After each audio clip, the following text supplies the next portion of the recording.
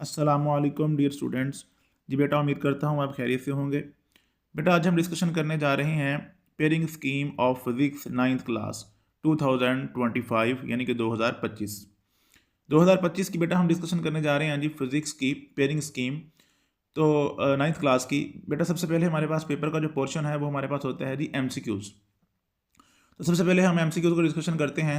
हमारे पास जनाब chapter number 1 में से होगा 1 MCQs, चैप्टर नंबर 2 में से होगा 1 MCQs, और चैप्टर नंबर 3 में से होंगे 2 MCQs, चैप्टर नंबर 4 में से होंगे 1 MCQs, चैप्टर नंबर 5 में से होगा जनाब 1 MCQs, चैप्टर नंबर 6 में से 2 MCQs, और चैप्टर नंबर 7 में से 1 MCQs, चैप्टर नंबर 8 में से 2 MCQs, और चैप्टर नंबर 9 में से 1 MCQs होगा।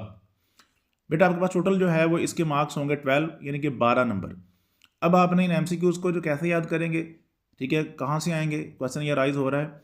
तो बेटा, आपने इनके एक्सरसाइज चैप्टर की जो लास्ट एक्सरसाइज दी गई हैं मोस्टली 92 जो है वो 92% आपके जो MCQs हैं यानी कि 10 या 11 MCQs जनाब आपके जो है वो सारे के सारे एक्सरसाइज में से होते हैं।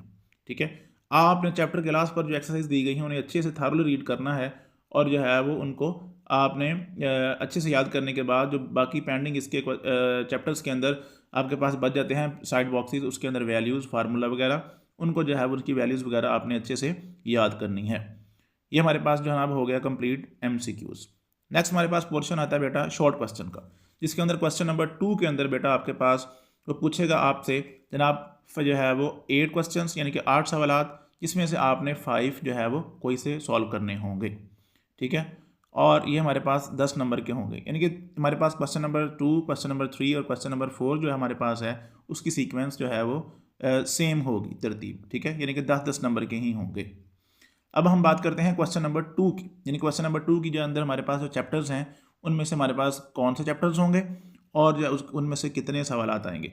तो बेटा, चैप्टर नंबर जो हमारे पास जनाब 1 है उसमें से हमारे पास आएंगे 2 क्वेश्चंस, चैप्टर नंबर 4 में से 3 क्वेश्चंस, और चैप्टर नंबर 7 में से 3 क्वेश्चंस होंगे। ठीक है, आपने इनमें से 8 में से कोई से 5 को सॉल्व करना है। नेक्स्ट हमारे पास आ जाती है क्वेश्चन नंबर 3। क्वेश्चन नंबर 3 के अंदर बेटा हमारे पास चैप्टर नंबर 2 में से होंगे 3 क्वेश्चंस, चैप्टर नंबर 5 में से होंगे 2 क्वेश्चंस, और चैप्टर नंबर 8 में से होंगे 3 क्वेश्चंस। ठीक है, इनमें से बेटा आपने सेम मैथड क्वेश्चन नंबर 2 की तरह जो है वो 8 में से कोई से 5 सवालात को सॉल्व करना होगा, और इसके मार्क्स भी 10 होंगे यानी कि 10। नेक्स्ट हमारे पास आ जाता है question number 4। Question number 4 same as it is both question, question number 3 and जो है वो 2 की तरह होगा।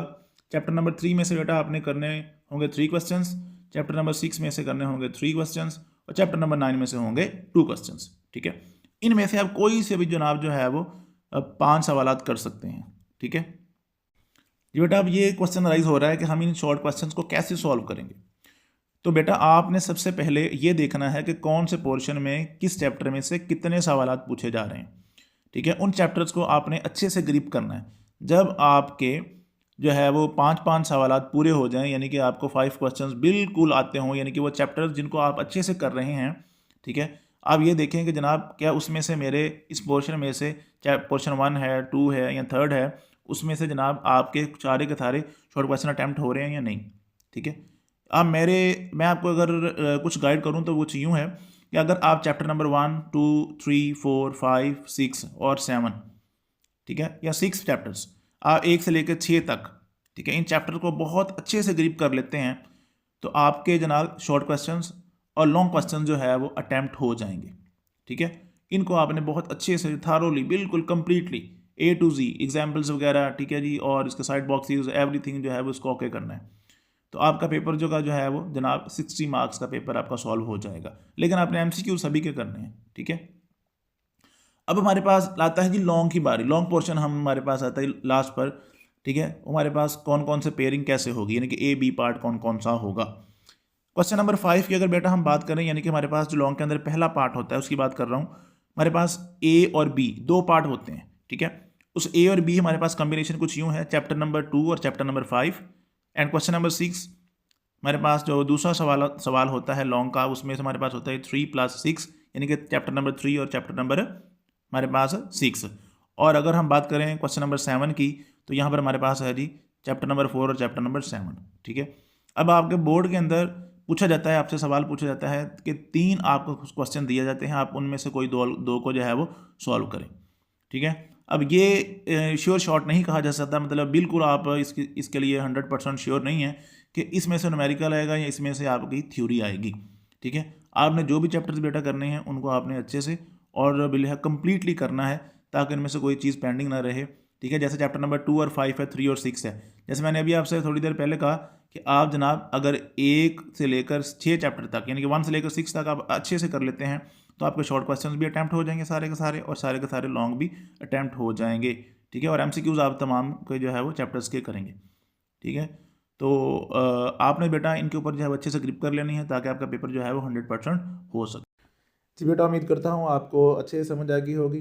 ठीक है, पेयरिंग स्कीम की, और इसके अकॉर्डिंग जो है वो आप मेहनत जारी रखें। इंशाल्लाह आप जो है वो इसके अकॉर्डिंग ही तैयारी करने के बाद 100% जो है वो सिक्योर कर सकते हैं। ठीक है, गुड मार्क्स ले सकते हैं। ओके, अल्लाह हाफिज़। अपना बहुत सारा ख्याल रखें। हमारे चैनल को ज़रूर सब्सक्राइब करें, वीडियो को लाइक करें और शेयर करें।